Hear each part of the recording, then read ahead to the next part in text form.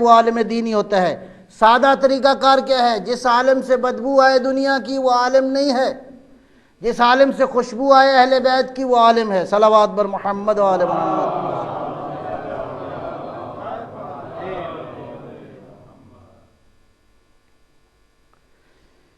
اچھا جی آگے، وَعَلَى الْمُتَعَلِّمِينَ بِالْجُهْدِ وَالرَّغْبَةِ، اسٹوڈنٹس کی ذمہ داری کیا ہے؟ کیا کریں گے؟ ان اسٹوڈنٹس کی ذمہ داری ہے کہ یہ کوشش کریں، اسٹرگل کریں، والرغبہ، شوق سے کریں، بغیر شوق کے نہ پڑھیں، شوق کے ساتھ پڑھیں۔ ہماری تاریخ میں موجود ہے، میں عرض کر چکا آپ کی خدمت میں، بعض اوقات یہ ہوتا تھا کہ لوگ کئی 100 میل کا سفر طے کرتے تھے تاکہ معصوم کی ایک بات مل جائے، ایک بات۔ اور ابھی آپ کے پاس اتنا بڑا ذخیرہ ہے کہ آپ سینہ تان کے دنیا کو بتا سکتے ہیں کہ اہل بیت نے علم کی باتیں زیادہ کی ہیں۔ ایک صلوات اللہ فرمائیں گے انشاءاللہ۔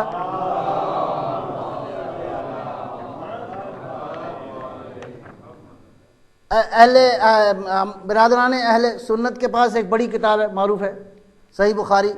اس میں ٹوٹل حدیثیں ہیں 2500، ریپیٹیشن اگر نکال دی جائے۔ اور اس کتاب کے اندر کئی ٹاپکس پہ بحث ہے، کئی ٹاپکس ہیں، ہسٹری ہے، تفسیر ہے، فقہ ہے، اعلیٰ حاضل کے بہت سارے موضوعات ہیں، اخلاقیات ہے، بہت سارے موضوعات پہ گفتگو ہے۔ آپ کے پاس ایک ٹاپک پہ جسٹ ون ٹاپک، ایک کتاب ہے جس کا نام ہے، معروف کتاب ہے وہ، ہمارے مجتہدین علماء اسی کو پڑھ کے اجتہاد اور کرتے ہیں۔ ایک کتاب میں بھی بتانے لگا ہوں، وہ کیا ہے؟ وسائل الشیعہ الی تحصیل مسائل الشیعہ، 36,000 حدیث ایک کتاب۔ نعرہ چپ، نعرہ تکبیر، نعرہ رسالت، نعرہ حیدری، امام زمانہ بلند تر صلوات۔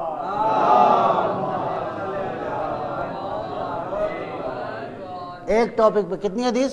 امام صادق، امام باقر، پیغمبر اکرم، امام موسیٰ کاظم، امام علی رضا، کتنی حدیثیں؟ 36,000۔ اس کے بعد اسی ٹاپک پہ ایک اور کتاب ہے، مستدرک الوسائل، اس میں 23,000 حدیث ہیں۔ اتنی حدیثیں پڑھنے کے بعد مجتہد آپ کو فتویٰ بتاتا ہے۔ آپ کا خیال ہے یہ فٹافٹ 2-4 کتاب نہیں، یہ اور ان حدیثوں کو سمجھنے کے لیے کم از کم 16 علم پڑھتا ہے تو اس قابل ہوتا ہے معصوم کی بات کو سمجھے اور سمجھ کے اس کے بعد آپ تک پہنچائے۔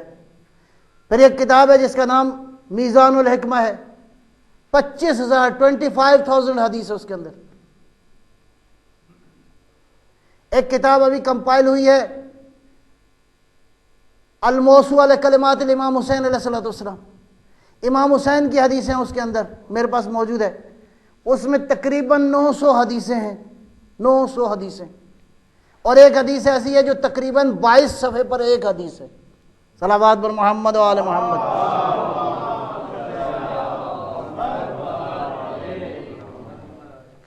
وَعَلَى الْمُسْتَمِعِينَ بِالِاتِّبَاعِ وَالْمُوعِظَةِ، پروردگار یہ جو بیٹھے ہوئے ہیں اللہ کے بندے، یہ جو سن رہے ہیں، یہ کیا کریں؟ بالاتباع والموعظہ، انہوں نے 2 کام کرنے ہیں،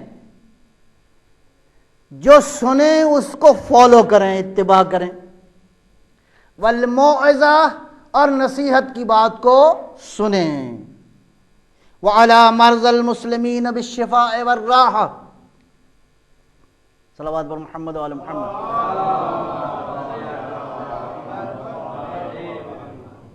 اب یہ دعا کس لیے ہے؟ وَعَلَى مَرْضَى الْمُسْلِمِينَ بِالشِّفَاءِ وَالرَّحْمَةِ، پروردگار سارے مسلمانوں میں جہاں کہیں کوئی مریض ہے اس کو شفا بھی دے دے، اس کو راحت بھی دے دے۔ سبحان اللہ، کیسی خوبصورت دعا ہے، ٹھیک ہے۔ امام حسین کس لیے گئے تھے؟ انما خرجت لطلب الاصلاح فی امت جدی، کسی فرقے کو بچانے نہیں گئے تھے، امت کو بچانے۔ امام آئیں گے، کس کے امام ہیں؟ امت کے امام ہیں۔ امام کس کا امام ہے؟ بلکہ امام کائنات کا امام ہے، لہذا شامل ہو جائے امام کے پروگرام میں۔ امام کا پروگرام کیا ہے؟ امام دعا فرماتے ہیں، علی مرض المسلمین بالشفاء والراحہ، مسلمانوں کی شفا اور راحت، وعلی موتاہم بالرأفت والرحمہ، اور جو لوگ ان کے دنیا سے چلے گئے ہیں پروردگار ان پہ اپنی رحمت فرما، اپنا کرم فرما۔ علی مشائخنا بالوقار والسکینہ، یہ جو ہمارے بزرگ ہیں سفید ریش، پروردگار ان کو وقار دے اور ان کو زندگی میں سکون عطا فرما۔ صلوات پر محمد و آل محمد۔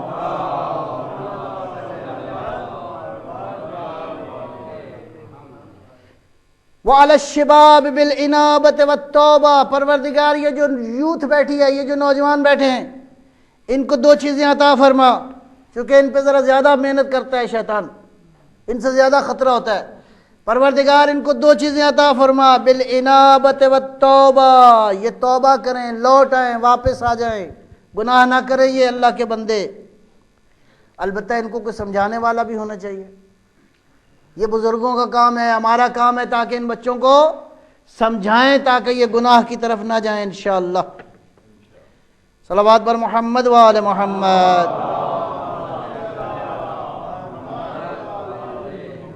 وعلی النساء بالحیاء والعفہ، پروردگارہ ہماری خواتین کو کیا عطا فرما؟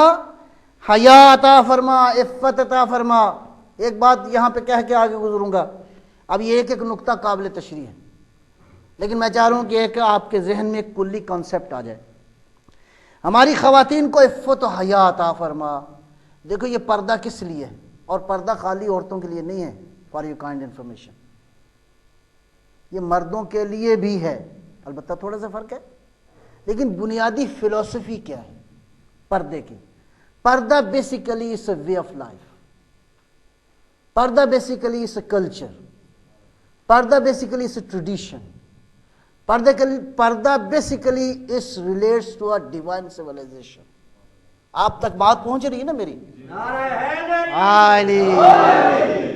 یہ صحیح نعرہ لگا ہے۔ ہاں، صلوات پر محمد و آل محمد۔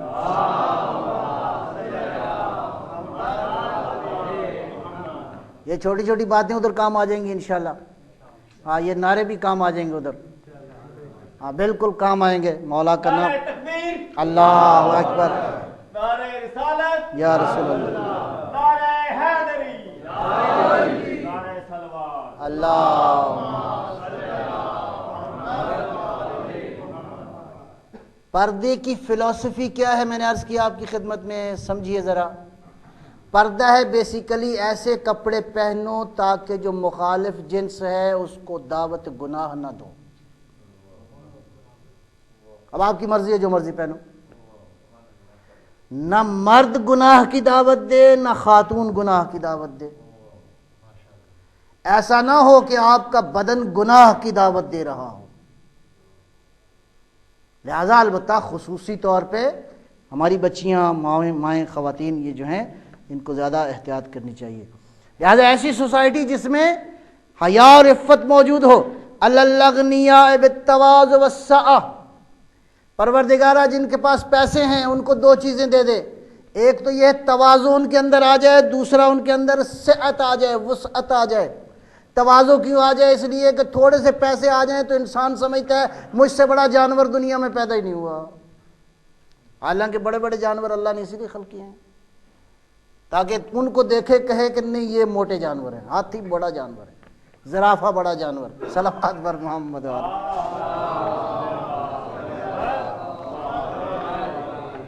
الہاکم التکاثر حتی زرتم المقابر، کثرت کی خواہش نے تمہیں کیا کر دیا؟ یہ بھی مل جائے، یہ بھی میرا ہو جائے، یہ بھی میرا ہو جائے، کیا کرو گے؟ علی نے بہت کچھ بنایا لیکن کچھ نہیں رکھا اپنے پاس، کچھ نہیں رکھا۔ 2.5 سال فدق بی بی فاطمہ الزہرا سلام اللہ علیہا کے پاس تھا،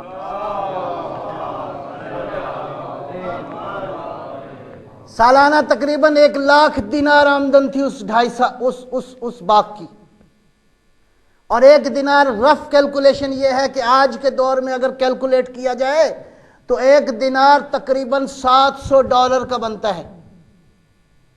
1 لاکھ دینار سالانہ جس کی آمدن ہو اس کی زندگی میں تبدیلی آنی چاہیے۔ زہرا کی زندگی میں تبدیلی نہیں آئی، وہ دولت آئی لیکن زندگی میں تبدیلی نہیں آئی۔ عزیزوں میسج یہی ہے کہ دولت آ جائے تو انسانیت میں فرق نہیں آنا چاہیے بلکہ تواضع پیدا ہو جانی چاہیے۔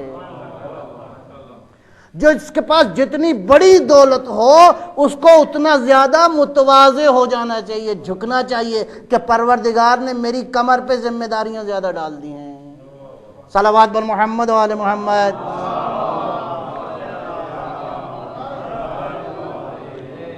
یہ دولت اس لیے نہیں ہے کہ آپ تکبر کریں دنیا میں، کہیں ہم بڑے دولت مند ہیں۔ یہ آج آپ کے پاس ہے، کل کسی اور کے پاس ہے۔ لہذا وہ لوگ جن کے پاس غنی ہیں، پیسے مال و دولت زیادہ ہے، بالتواضع البتہ پروردگار ان کے رزق میں اضافہ بھی لے۔ کیوں؟ ان کے اندر یہ خوبی پائی جاتی ہے، تواضع ہے۔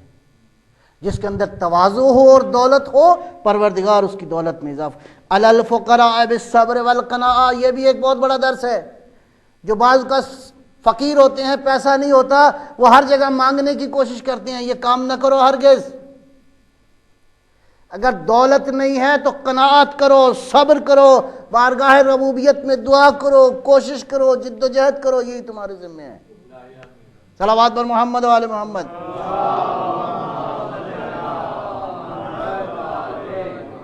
اتنی بڑی چیز ہے کہ انسان کی عزت اور ناموس اس عالم میں سب سے بڑی نعمت ہے۔ سید الشہداء امام حسین علیہ السلام کا ایک واقعہ،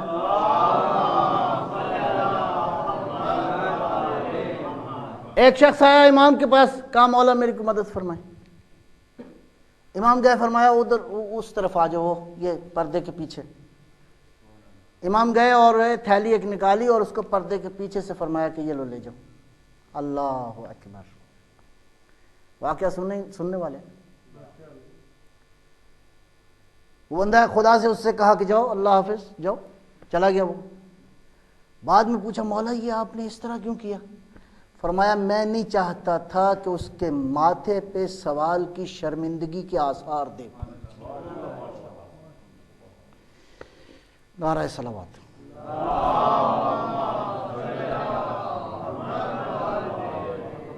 حسین ہے عزتوں کا پاسبان، کیا بنو؟ اپنی عزتوں کو محفوظ کرو۔ ہیہات من الذلہ۔ بس یہ دو چار جملے اور پڑھ کے میں چونکہ کل انشاءاللہ نئی بحث کریں گے۔ اللہ اکبر۔ علی الفقراء بالصبر والقناعہ وعلی الغزاة، پروردگار وہ جو دفاع کی حالت میں ہیں، بالنصر والغلبہ، جو اسلامی سرحدوں کی حفاظت کرتے ہیں، پروردگار ان کو ان کی نصرت عطا فرما، ان کو غلبہ عطا فرما۔ علی الاسراء بالخلاص والرحمہ، جو دشمنوں کی قید میں ہیں، بے گناہ ہے، پروردگار ان کو رہائی عطا فرما اور ان کو راحت عطا فرما۔ علی الامراء بالعدل والشفقہ، جو حاکم ہیں ان کو عدل کرنے کی اور شفقت کرنے کی توفیق عطا فرما۔ وعلی الرعیۃ بالانصاف وحسن السیرہ، یہ جو لوگ ہیں، جو عوام ہیں، ان کے اندر دو چیزیں، یہ انصاف بھی کریں اور ان کا کردار بھی ٹھیک ہو۔ وبارک للحجاج والزوار فی الزاد والنفقہ، اور پروردگار یہ جو حاجی جاتے ہیں ان کے اور یہ جو زائرین ہیں جو سید الشہداء کی زیارت کے لیے گئے ہیں، مولا نے کن کو یاد کیا ہے؟ کیا؟ اللہم بارک للحجاج والزوار فی الزاد والنفقہ، پروردگار یہ جو حج پہ جاتے ہیں تیرے گھر کی زیارت کرنے کے لیے، اور یہ جو زائرین ہیں ان کے زاد و نفقہ میں اضافہ فرما، اس لیے کہ یہ جب جاتے ہیں تو پیچھے حالات ان کے کیا ہوتے ہیں، پروردگار ان کو اتنی توفیق دے یہ جائیں تو ان کے فیملی کے حالات ڈسٹرب نہ ہوں، ان کو پروردگار اتنی وسعت عطا فرما۔ وقض ما اوجبت علیہم من الحج والعمرہ، پروردگار جو تو نے حج اور عمرہ ہم پہ فرض فرمایا ہے اس کو ہمیں پورا کرنے کی توفیق عطا فرما، بفضلک ورحمتک یا ارحم الراحمین۔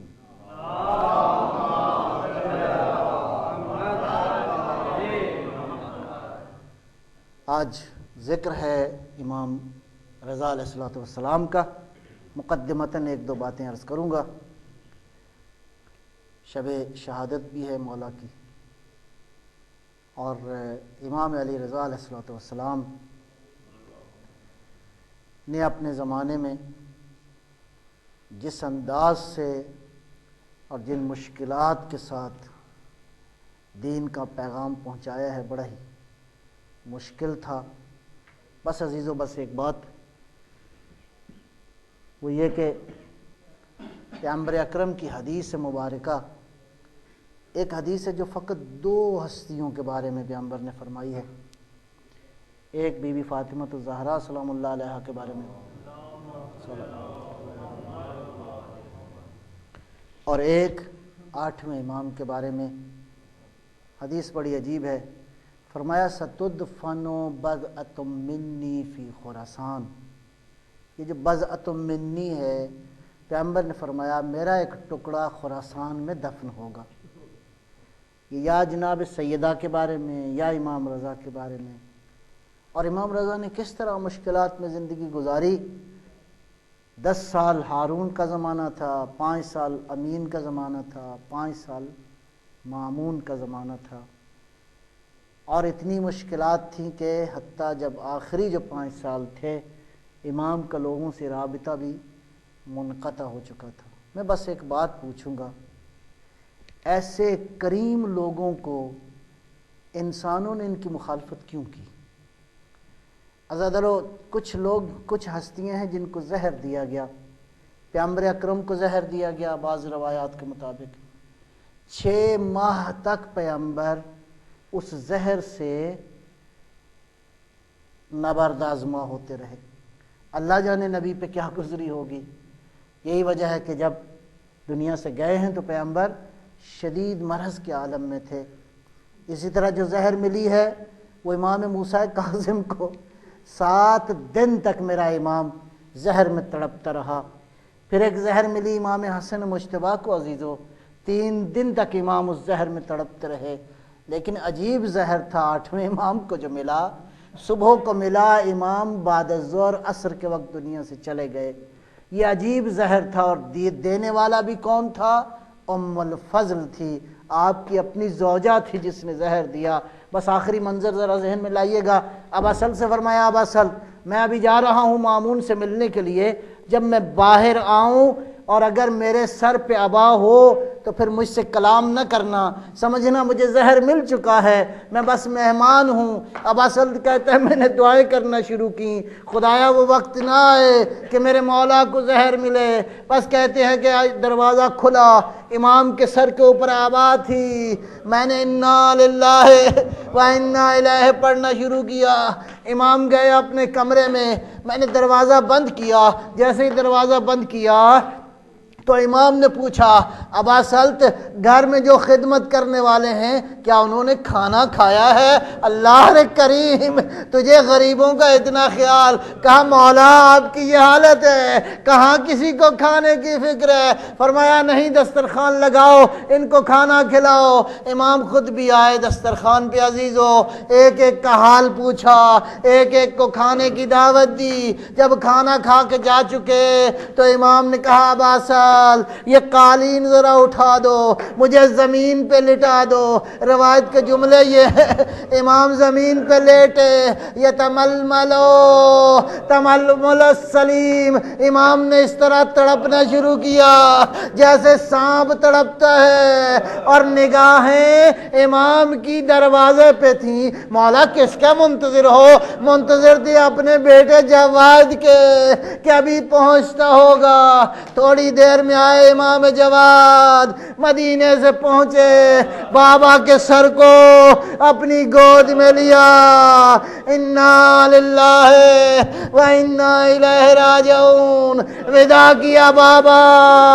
لیکن ایک دفعہ خیال تو آیا ہوگا ہائے کربلا تھی، سید سجاد نے بابا کا سر نہ دیکھا، نہ گود میں لے سکے. عزیزو ایک یہاں پہ واقعہ یہ بھی ہے کہ وہ بہن جس کا نام ہے معصومہ، وہ بھائی کو ملنے کے لیے آئی لیکن مل نہ سکی. لیکن عزیزو کربلا میں کیا ہوا؟